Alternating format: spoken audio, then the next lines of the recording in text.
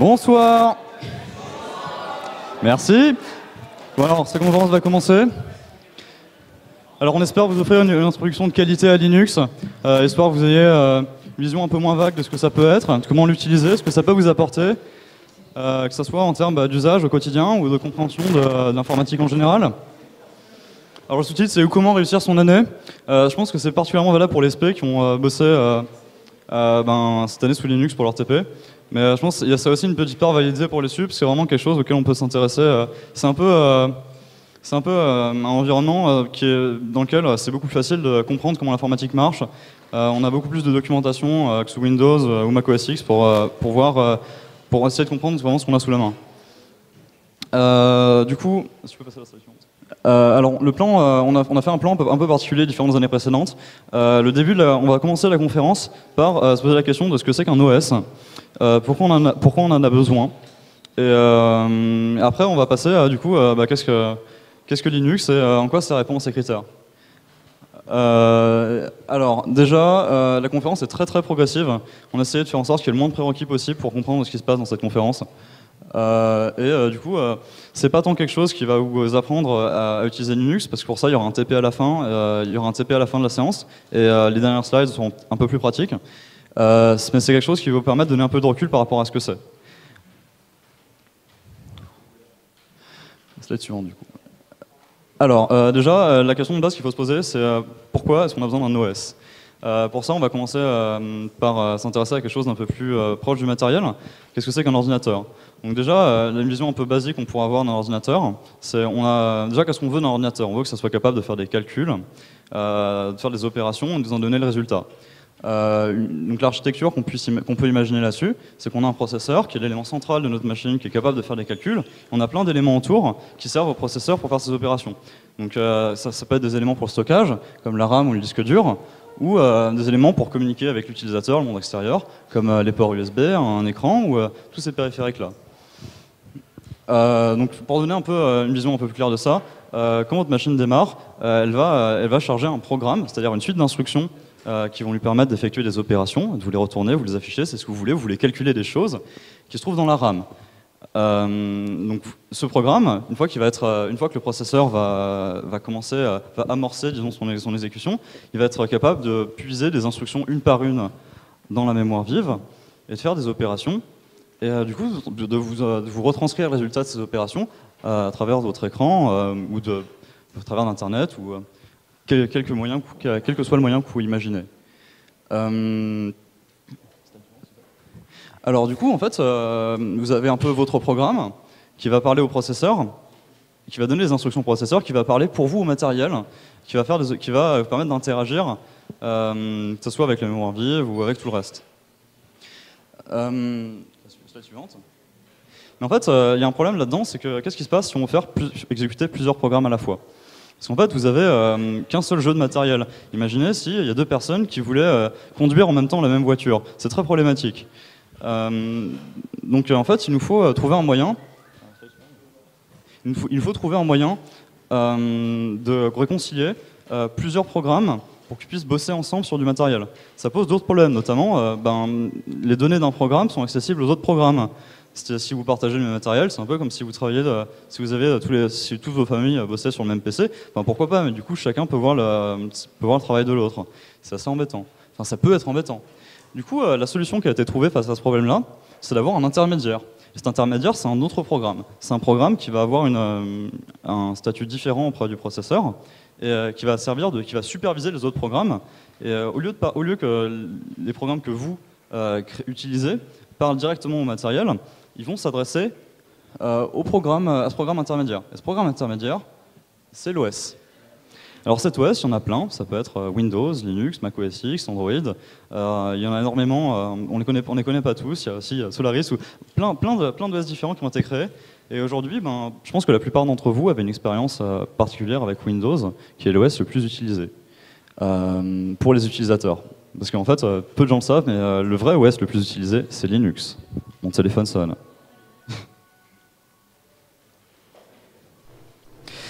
Parfait. Du coup,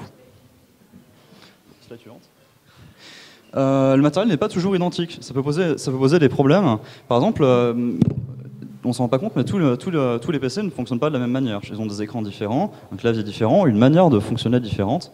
Et donc, le fait d'avoir un OS, ça vous permet aussi de standardiser tout ça, de ne pas avoir à vous écrire un programme qui ne marche que sur une seule machine ou une seule famille de machines. C'est très embêtant.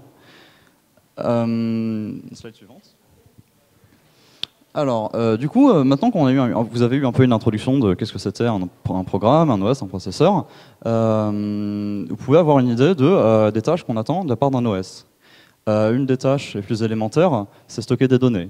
Vous voulez que votre OS structure pour vous des données. Vous n'avez pas envie d'avoir accès à une immense page blanche de plusieurs kilomètres et que vous avez envie d'avoir quelque chose de structuré dans lequel vous pouvez décider, par exemple dans des fichiers, dans des dossiers, où stocker vos données.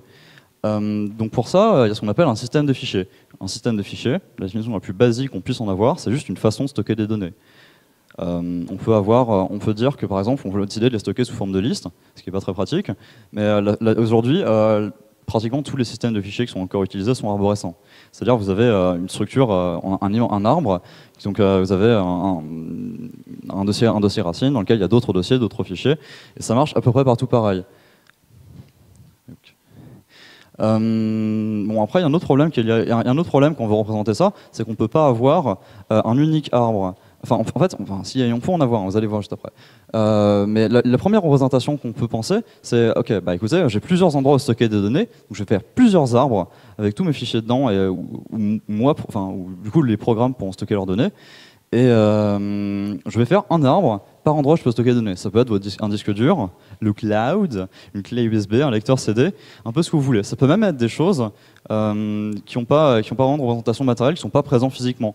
On peut parfaitement décider de représenter, par exemple, je sais pas moi, des données qui ne sont pas vraiment sur votre machine, et dire très bien, bah, moi pour y accéder, je vais décider de représenter ça sous forme d'arbre.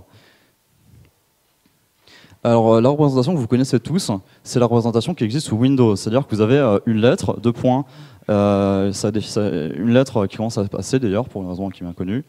Et du coup, vous avez un arbre pour chacun de vos périphériques. Donc ça, c'est une représentation que vous connaissez tous. Donc je vais essayer de faire l'analogie avec ce que vous pouvez retrouver sous Linux.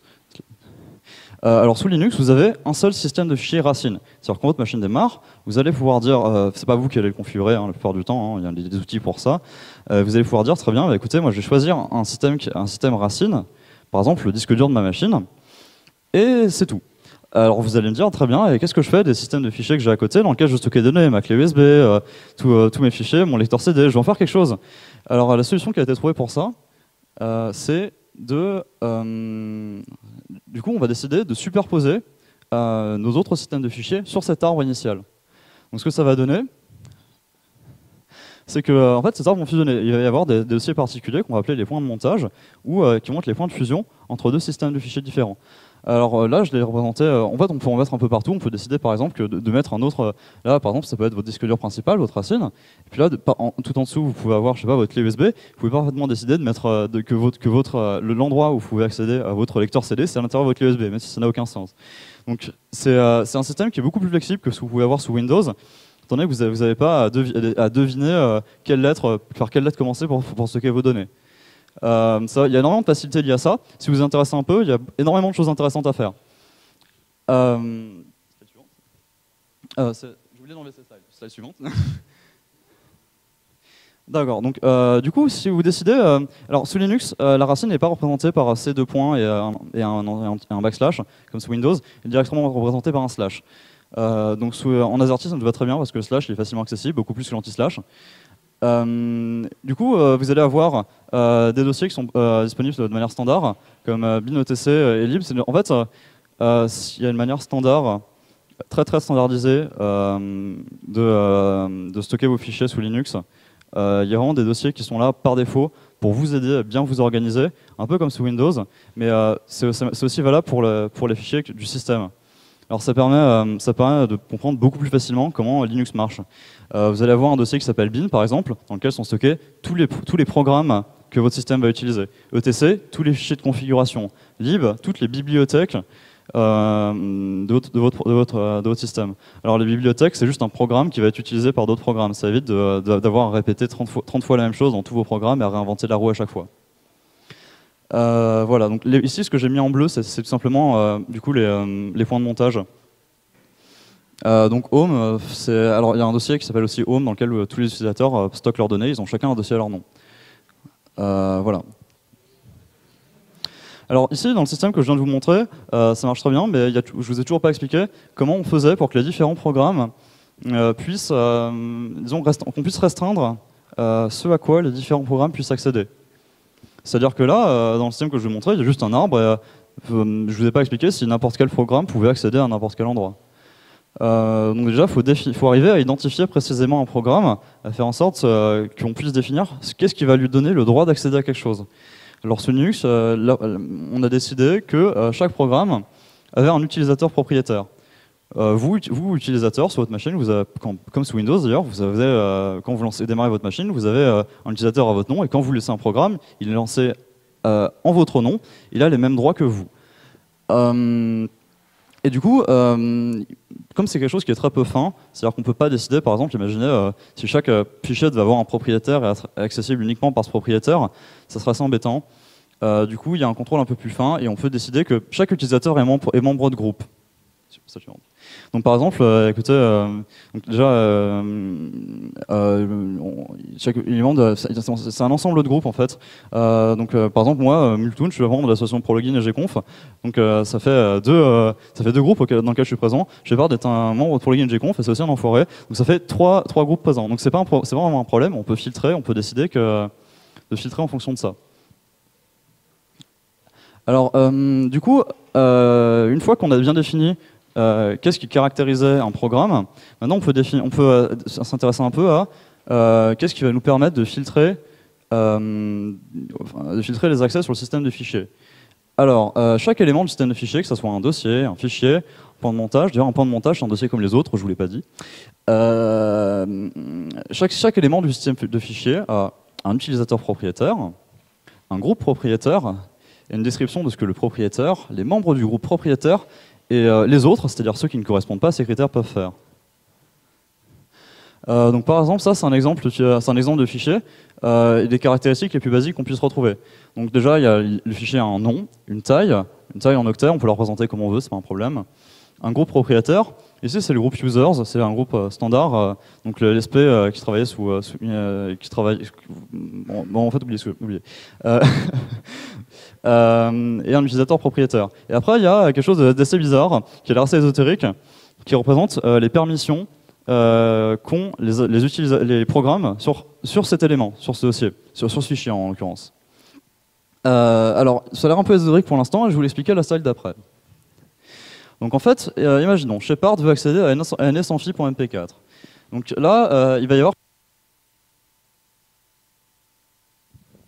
avoir plusieurs cas de figure qui vont déterminer ce que l'utilisateur Shepard aura le droit de faire. Donc si l'utilisateur Shepard est propriétaire du fichier, il va y avoir des permissions spécifiques qui vont être appliquées.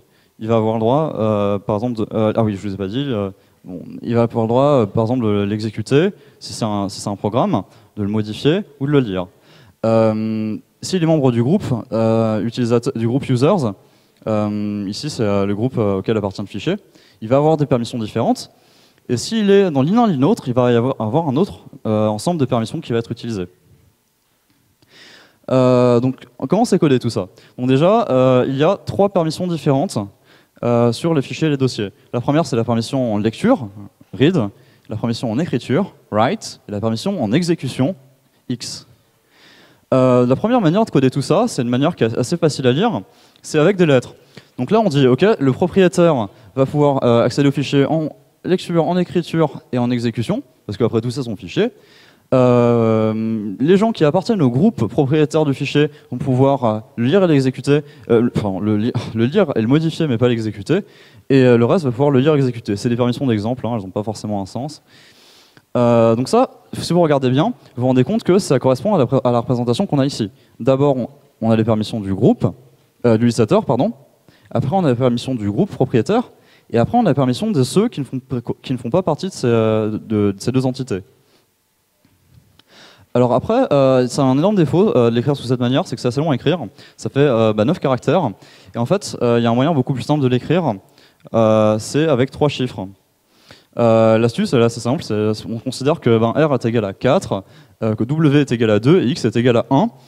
On prend notre ensemble de permissions qu'on veut appliquer, on additionne tout et ça nous donne un chiffre.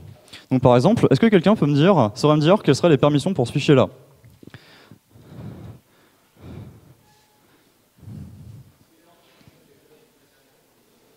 J'ai entendu 644, c'est la bonne réponse. Très bien. Donc, je vois que vous avez compris. De toute façon, vous aurez plus de précision dans le TP. Vous pourrez vous amuser un peu avec ça. Vous pouvez aussi décider, par exemple, d'enlever ou d'ajouter des permissions. C'est-à-dire que vous n'êtes pas obligé de dire, écoutez, je veux que ce fichier ait les permissions 644. Vous pouvez dire, très bien, je veux que le propriétaire n'ait pas le droit d'exécuter. Donc il y a vraiment un contrôle très fin là-dessus. C'est assez pratique à utiliser. Même si au début ça fait un peu peur d'avoir des chiffres au lieu de choses qui soient lisibles facilement. Enfin en fait les chiffres sont lisibles facilement mais on s'y fait assez vite, vous verrez. Voilà, donc en fait on va un peu récapituler ce qu'on a dit jusque là. On va se mettre à la place d'un programme. Donc moi un programme sous Linux, qu'est-ce que je peux faire? Déjà j'appartiens à un utilisateur qui est un ensemble de groupes. Je suis dans un dossier. Donc c'est une particularité qui est commune à Windows. Et à plein d'autres systèmes, c'est-à-dire qu'il y a un dossier dans lequel le programme travaille. Ça lui permet simplement de se balader un peu plus facilement dans le système de fichiers et de ne pas avoir à chaque fois explicité où est-ce qu'il est précisément à chaque fois. C'est assez pratique. Le programme, étant donné qu'il ne peut pas directement interagir avec le matériel, peut faire appel au système d'exploitation, l'OS donc. Il peut interagir avec les fichiers, il peut communiquer avec d'autres programmes ou avec l'utilisateur, ou il peut lancer d'autres programmes. Quand un programme lance un autre programme, il appartient au même utilisateur. Il y a une exception qui sera expliquée dans la suite de la conférence, sinon tous les programmes appartiendraient forcément au même utilisateur, ce qui est fâcheux. Vu qu'il y a bien un programme qui est lancé au démarrage de votre machine, programme qui ne sera pas traité dans cette conférence, mais que vous pourrez, si vous êtes intéressé, découvrir quel est le nom de ce programme et son utilité. Voilà. Donc ces programmes peuvent aussi, vous pouvez décider de faire interagir ces programmes, c'est-à-dire définir dans quel environnement ils vont être lancés, qu'est-ce qu'ils vont avoir sous la main quand ils se lancent. Donc voilà, c'était la première partie de la conférence. Je vais vous donner une vision assez globale de ce que à quoi vous pouvez vous attendre quand vous allez démarrer votre machine. C'est pas très précis, je pense que c'est un peu flou pour tout le monde, et vous n'avez pas encore eu une vision pratique de ce qui va vous arriver. Du coup, Shepard ici présent, conférencier que j'ai cordialement insulté tout à l'heure, va vous expliquer ça un peu plus en détail. Du coup, beaucoup d'applaudissements pour Shepard, et merci beaucoup.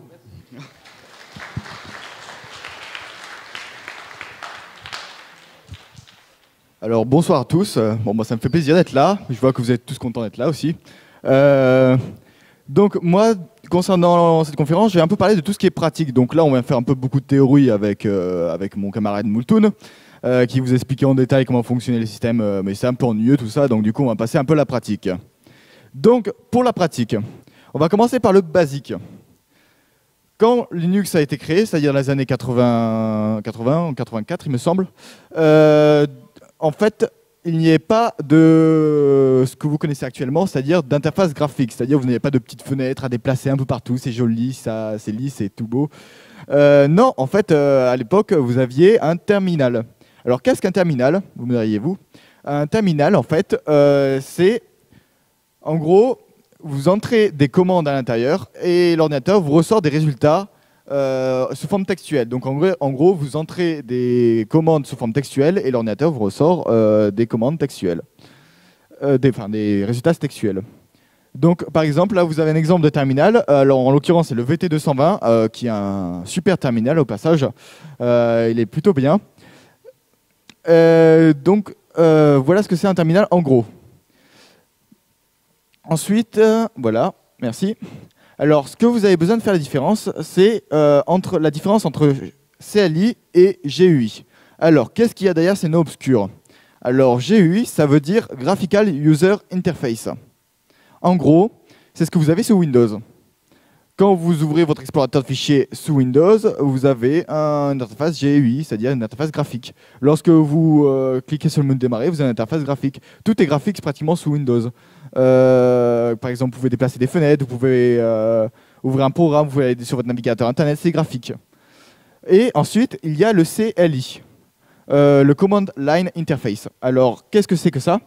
En gros, c'est un peu comme le terminal. Vous entrez des commandes à la main dans votre ordinateur, c'est-à-dire vous avez un shell et directement vous entrez des commandes dedans pour demander à l'ordinateur, par exemple, de copier un tel fichier à un tel endroit, etc. Alors vous me diriez, c'est pas du tout pratique, mais en fait, ça présente des tas d'avantages par rapport au GUI, parce que le GUI, en gros, c'est facile à utiliser, c'est esthétique et c'est joli, c'est intuitif, c'est présent partout pratiquement. Enfin, c'est ce que vous êtes habitué à connaître. Et ensuite, le CLI, contrairement au GUI, ça peut pratiquement tout faire. Enfin, vraiment tout faire, en fait. Vous avez directement le contrôle sur votre machine. C'est léger. Vous n'avez pas besoin de faire des clics-clics un peu partout, comme sous Windows. Donc, du coup, vous n'avez pas besoin de toucher la souris. C'est cool. Ensuite, c'est accessible partout. C'est-à-dire que vous soyez sous macOS, que vous soyez sous Windows ou sous Linux, vous avez toujours un interpréteur de commandes qui est disponible pour pouvoir vous permettre d'entrer des commandes dedans. Ensuite, l'un des désavantages, c'est que c'est difficile à appréhender au début. En fait, c'est compréhensible parce qu'au début, quand on voit une interface qui est en noir et blanc ou d'autres couleurs, c'est un peu rebutant quand on doit entrer par exemple une commande pour pouvoir juste copier un fichier alors que c'est si facile de faire un glisser-déposer dans l'explorateur de Windows. Voilà. Donc en gros, c'est un peu difficile à appréhender au début, mais une fois qu'on s'y habitue, il y a des tas d'avantages. Et enfin, les gros avantages, c'est que ça sent bon, c'est doux au toucher et ça a des poils sur le torse. Cette blague devrait être interdite. Tu peux passer. Donc ensuite, on va aborder qu'est-ce que c'est qu'un shell. Alors un shell, c'est un interpréteur de commandes.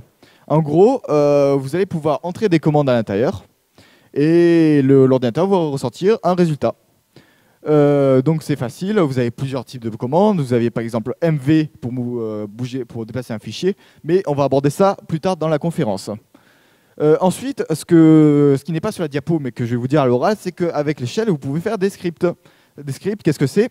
C'est une histoire de tout petits programmes que vous écrivez dans un fichier texte. Et directement, vous pouvez par exemple, lorsque vous avez envie de faire une tâche rébarbative, par exemple copier tout un répertoire d'un seul coup, alors que c'est si simple de faire un script qui fait directement votre taf à la place, et ben, vous écrivez un script et vous le faites exécuter par le terminal. Par le shell, j'ai envie de dire. Voilà. Alors ensuite, il existe plusieurs types de shell, mais on les abordera pas, on les abordera en TP, tout ça. Si vous avez des questions à me poser en TP, je serai heureux d'y répondre. On va passer à la slide suivante. Alors, sous Linux, il y a un utilisateur qui est bien particulier et qui s'appelle l'utilisateur root. Alors, qu'est-ce que permet l'utilisateur root? Qu'est-ce qu'il peut faire? Il peut absolument tout faire. C'est un peu le 49.3 de Linux. En gros, vous avez tous les droits sur votre machine. Oh, j'ai envie d'effacer tout mon disque dur, pas de problème. J'ai envie de... Je sais pas, j'ai envie de casser mon BIOS, pas de problème. Il n'y a aucun problème, on peut tout faire. Alors, ensuite... En gros, voilà, j'ai mis que c'était l'utilisateur suprême sacro-saint parce que, en gros, quand on est root, on peut tout faire et c'est génial. Quand vous êtes root sur une machine, vous êtes un peu Dieu en fait. Vous faites tout. C'est génial. Alors, pour accéder au root, justement, il y a deux commandes spécifiques qu'on peut utiliser lorsqu'on est utilisateur normal. Il y a su et sudo. Alors, qu'est-ce que permet de faire ces commandes? Sudo permet, par exemple, directement d'exécuter en tant qu'utilisateur root une seule commande. Tandis que SU va vous permettre d'entrer dans le shell root pour pouvoir permettre d'exécuter plusieurs types de commandes. Ou vous pouvez tout simplement vous connecter en tant qu'utilisateur root sur votre machine. Mais bon, c'est un peu compliqué tout ça. Je vous répondrai aux questions pendant votre TP si vous voulez. Ah oui, et aussi, le root, bien sûr, comme il y a tous les droits, c'est pas accepté de danger. Parce que en fait, il suffit que vous tapiez une mauvaise commande et que vous cassiez par exemple ou que vous supprimiez un mauvais fichier dans le système, vous cassez votre machine et c'est un peu ballot parce qu'ensuite il faut tout réinstaller ou il faut faire autre chose mais c'est compliqué. C'est assez important parce que c'est vite arrivé parce que genre il n'y a pas de confirmation avec l'utilisateur root, c'est vite arrivé de faire une bêtise. Mais sinon, l'utilisateur root présente aussi certains avantages. Par exemple, lorsque vous avez besoin d'installer un programme, un peu comme sous Windows, vous avez la fenêtre qui apparaît, vous savez, la fenêtre qui vous dit est-ce que vous pouvez accorder les droits utilisateurs à ce programme, la fenêtre qu'on accepte tous lorsqu'on installe un programme, sans faire gaffe à ce que ça permet de faire ce programme. Du coup, c'est un peu la même chose sous Linux, ça vous permet d'installer des programmes, ça vous permet de modifier des fichiers système lorsque vous en avez besoin, par exemple certaines configurations, Wi-Fi, des choses comme ça. Ça vous permet de faire plein de choses que vous devrez utiliser, mais il faut toujours avoir l'esprit de faire attention avant de faire appel à cet utilisateur. Tu peux passer. Juste une question, est-ce que je parle vite ici ou est-ce que vous avez besoin que je ralentisse? C'est bon? Nickel, vous êtes des bons vous, je vais vous dire. Alors, ensuite, en pratique, on va aborder qu'est-ce que c'est un paquet. Alors, vous dites, ouais, un paquet, ouais, c'est un colis qu'on peut livrer directement. Non, pas du tout. Sous Linux, un paquet, en gros, c'est un programme que vous pouvez installer sur votre ordinateur. Alors, un paquet est une sorte d'archive qui est composée de plusieurs éléments. Alors, dedans, il y a les programmes, parfois compilés. Vous avez aussi tout ce qui est fichier de configuration qui va être installé sur votre système. Et aussi tout ce qui est les pages de manuel. C'est un peu comme les pages d'aide sous Windows. Vous savez, le truc qu'on n'utilise jamais sous Windows. Donc, en gros, c'est ça. Ce que vous faites quand vous allez installer un paquet, en gros, ça va installer ces 3 éléments sur votre système. De manière invisible, parce que pour cela, on a notre programme qui va se charger d'installer tous les paquets à votre place. C'est-à-dire que vous n'avez pas besoin d'installer avec Windows, d'installer comme sous Windows. C'est un programme qui va s'en charger à votre place. Est-ce que tu peux passer? Voilà. Alors, on va aborder maintenant les gestionnaires de paquets. Alors, comme son nom l'indique, c'est un peu un programme qui va vous se charger directement d'installer des programmes sur votre PC. C'est génial. Alors, contrairement à Windows où directement vous allez sur le site de l'éditeur de votre programme, par exemple, j'ai envie de télécharger... Donnez-moi un exemple. Par exemple, vous avez envie de télécharger VLC ou QuickTime pour installer sur votre PC. Vous allez sur le site d'Apple ou de VLC. Bon, j'ai dit une bêtise. Vous allez sur le site de VLC, par exemple, vous téléchargez le programme VLC et vous l'installez sur votre ordinateur. Et bien, sous Linux, c'est tout à fait différent. Vous avez un gestionnaire de paquets qui va se charger de tout ça. C'est-à-dire, par exemple, le gestionnaire de paquets va se charger d'installer ou de désinstaller des paquets, c'est-à-dire des programmes. Il va vous permettre de mettre à jour tous les programmes de votre PC en une seule commande. C'est génial, ça. Et enfin, ça va vous permettre directement de gérer les dépendances. Alors, qu'est-ce que c'est qu'une dépendance? C'est un peu compliqué. En gros, c'est un programme dont on va faire appel à notre programme pour fonctionner. Mais on verra plus ça si vous voulez me poser des questions à la fin du TP, il n'y a pas de problème, on verra ça. Alors, qu'est-ce que ça permet aussi de faire, le gestionnaire de paquets? Ça permet aussi de vérifier les paquets qui vont être installés sur votre système. En gros, ça va faire une suite de vérification sur le paquet afin de vérifier s'il n'est pas cassé, s'il n'y a pas de problème, s'il a été téléchargé en entier, s'il n'est pas corrompu, tout ça. Tu peux passer? Voilà. Alors, ensuite, il existe plusieurs types de paquets en fonction de la distribution Linux. Alors, je n'ai pas abordé encore ce que c'est qu'une distribution, mais on abordera ça dans une prochaine diapositive. Mais en gros, ce que vous devez retenir, c'est qu'il y a plusieurs types de gestionnaires de paquets. Alors, il y a APT, il y a Pacman, il y a Yum, il y a d'autres aussi, que je ne citerai pas ici. Alors, comment les utiliser? Comment utiliser un gestionnaire de paquets? Par exemple, je veux installer un programme, je veux installer VLC. Alors, pour cela, vous allez taper la commande apt get install plus le nom de votre programme, c'est-à-dire VLC. C'est aussi simple que ça. En gros, vous tapez dans votre terminal apt get install VLC et c'est bon. Vous avez VLC sur votre ordinateur. C'est pas beau? Alors ensuite, imaginons, ouais, VLC c'est la merde, j'ai envie de le désinstaller. Et je vais plutôt installer un autre player, genre MPV ou un truc comme ça. Et bien dans ce cas, vous avez une commande que vous tapez apt get remove VLC. Ça vous désinstalle VLC, vous n'avez même pas besoin d'autre chose, non, ça vous fait directement le taf. Alors, imaginons par exemple, ça fait longtemps que j'ai pas mis à jour mon système. Eh ben, faudrait quand même que je le fasse. Eh ben, c'est simple. Vous avez une commande à taper. apt get upgrade. En gros, cette commande va mettre à jour tous les paquets du système, c'est-à-dire tous les programmes qui sont présents sur votre système. VLC sera mis à jour. Je sais pas. L'équivalent de l'explorateur sera mis à jour. Tous les programmes du système seront mis à jour en même temps. Et enfin. Il y a une dernière commande qui s'appelle update, qui va vous permettre en gros de mettre à jour le répertoire des programmes. En gros, sous Linux, sous logiciel paquet, vous avez une sorte de répertoire des programmes qui va lister tous les programmes que vous pouvez installer. En gros, cette commande va vous permettre de mettre à jour ce répertoire. Voilà, voilà. Alors, ensuite, on aborde tout ce qui est un peu manuel. Qu'est-ce que je veux dire par manuel? C'est-à-dire un peu tout ce qui est l'aide de Windows. Alors, sous Windows, vous avez des fichiers d'aide et tout ça. Vous avez des fichiers d'aide, etc. Bon, on les lit jamais, mais bon. Et ben, sous Linux, vous avez le man. En gros, c'est un peu le petit livre rouge de Linux. Vous avez directement tous vos trucs, tous vos modes d'emploi. C'est un peu une sorte de gros mode d'emploi.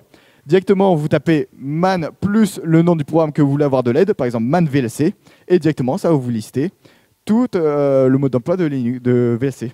Par exemple, genre comment est-ce que je fais ci, comment est-ce que je fais, qu'est-ce que ça fait cet argument si je le mets en ligne de commande, qu'est-ce que ça fait si je fais ça, comment je fais par exemple pour lire une vidéo, tout ça. Alors, il faut savoir aussi que le man comprend plusieurs pages, donc il faut savoir switcher entre les pages, mais on abordera ça pendant la TP, encore une fois. Ah oui, et dernier truc, cette petite image qui me plaît beaucoup, RTFM. Vous chercherez sur Internet qu'est-ce que ça veut dire, mais en gros, documentez-vous bien et avant de poser des questions, lisez le manuel. Alors, oui, parce que je suis gentil, je vous ai mis une petite charte afin de, en gros, résoudre un problème sous Linux. Alors, c'est pas compliqué du tout, je vais juste expliquer ça étape par étape. Alors déjà, lorsque vous avez un problème sous Linux, vous allez d'abord chercher sur le manuel. Si jamais vous réussissez à trouver votre réponse dans le manuel, bah dans ce cas, bien joué, vous êtes ici. Alors, il peut arriver aussi que des fois, vous n'avez pas envie d'utiliser le manuel parce que vous avez la flemme, parce que le manuel, le manuel, vous n'avez pas votre réponse dessus, ou que vous n'arrivez pas à trouver où se trouve dans le manuel la réponse. Dans ce cas, vous utilisez Google ou tout autre moteur de recherche, genre Qwant, etc. Du coup, vous allez taper votre problème sous Google. Alors, je sais pas, mon son ne fonctionne pas sous Linux. Vous le googlez. Et directement, vous avez plein de pages d'aide. Alors, il y a des pages d'aide qui sont plus de qualité que d'autres. Par exemple, il y a le Wiki Ubuntu qui est pas mal. Il y a le Wiki Arch Linux qui est une pure merveille. Il y a aussi les forums Ubuntu où vous pouvez vous poser vos questions parce que je pense que vous utiliserez Ubuntu comme distribution. Et plein d'autres. Et sinon, si vous n'arrivez pas à trouver votre réponse sur Google, parce que ça peut arriver, ou que sinon vous avez juste la flemme de chercher, vous demandez à quelqu'un qui s'y connaît mieux que vous, et là vous êtes bien content quand il arrive à vous trouver la réponse en moins de 2. Tu peux passer. Alors, ensuite, je n'ai pas encore abordé qu'est-ce que c'est qu'une distribution. En gros, vous avez entendu parler de Linux, mais Linux, en fait, ce n'est qu'un noyau. En gros, c'est qu'une base. Un peu comme la première brique d'un Lego. Et vous allez plein de trucs qui vont se greffer autour de Linux. En gros, vous allez pouvoir créer des distributions. Alors, vous avez Linux qui va être à la base du système. Et ensuite, des personnes créent des distributions autour de Linux. Parce que Linux est open source. Donc, du coup, on peut créer des choses autour de Linux en consultant le code source qui est directement accessible sur Internet. Donc vous avez plusieurs types de distributions qui sont nées. Alors il y en a des dizaines et des dizaines, on ne va pas toutes les citer parce que sinon ce serait un peu laborieux. Et il y en a certaines qui sont plus connues que d'autres, mais vous devez quand même avoir entendu parler d'Ubuntu, à moins que vous ayez vécu dans votre grotte depuis les nuits des temps. Normalement, vous devriez avoir entendu parler au moins d'Ubuntu. Alors Ubuntu, c'est un peu la distribution de Linux la plus connue parce que c'est la plus facile à utiliser. En gros, elle est super bien pour débuter et il n'y a pas de prise de tête, tout fonctionne à peu près, à moins que vous ayez du matériel exotique, mais sinon tout fonctionne de base normalement. Ça va un peu vous rappeler Windows, c'est-à-dire vous avez tout ce qui est interface graphique, tout ça, c'est joli, c'est mignon. Ensuite, vous avez aussi une autre distribution qui est très bien, qui sert de base à Ubuntu, qui s'appelle Debian. Alors Debian, qu'est-ce que c'est ? C'est une distribution qui a été aussi créée avant Ubuntu. Alors l'avantage de Debian, c'est qu'elle est super stable.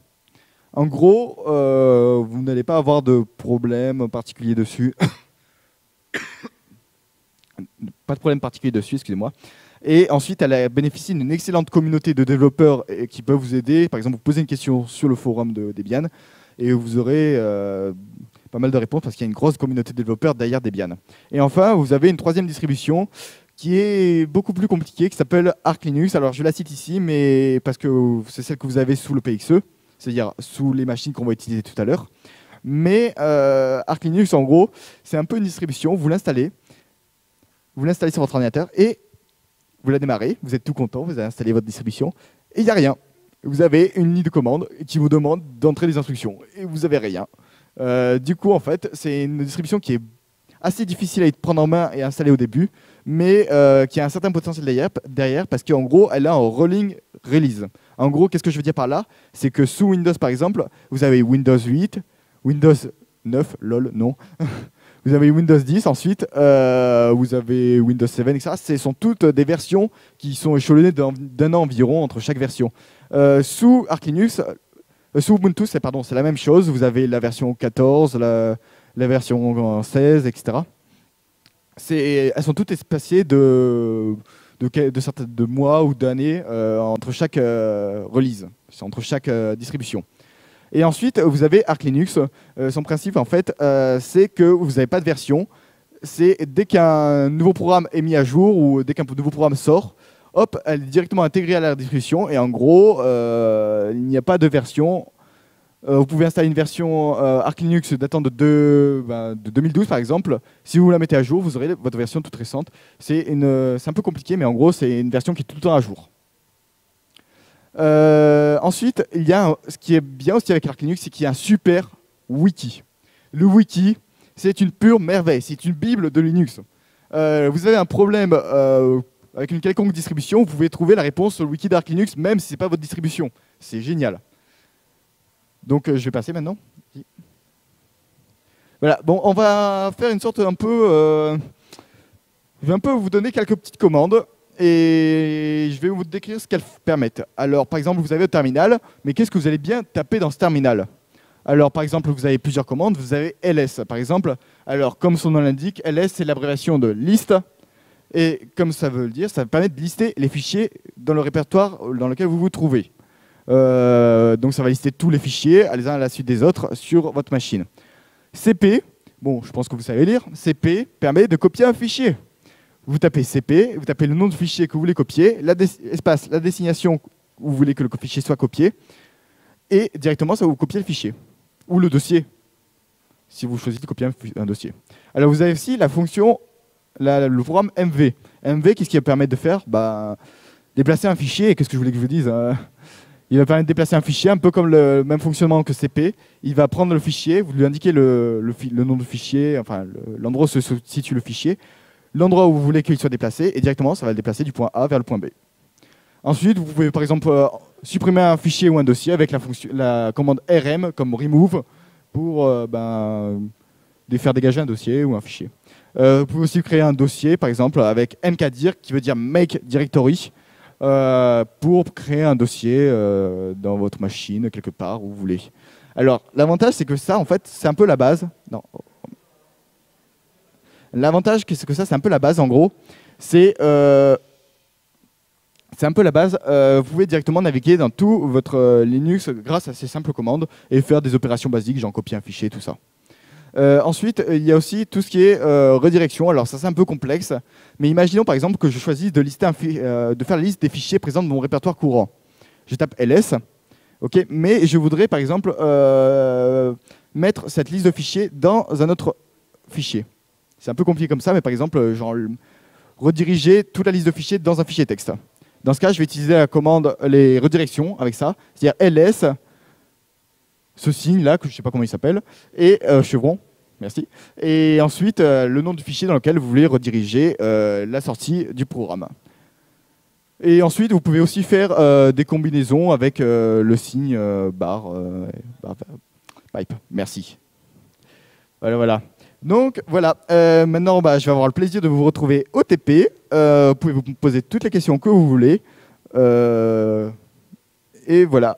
Vous pouvez aussi maintenant me poser les questions tout de suite, si vous êtes impatient.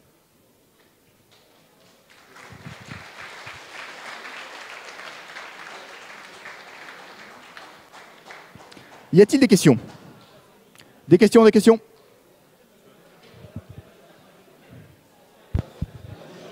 Oui.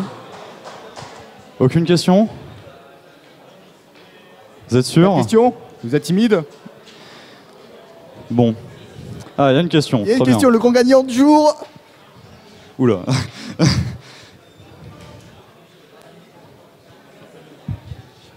Ça va être quoi le format de la destination sous Linux, du coup, puisqu'on va pas utiliser de C2.\?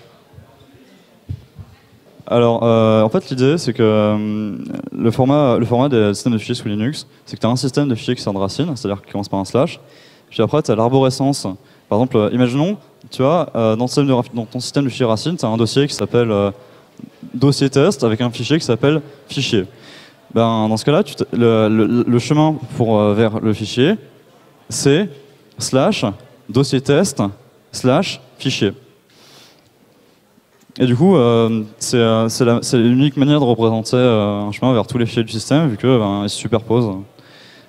Est-ce que quelqu'un a d'autres questions ?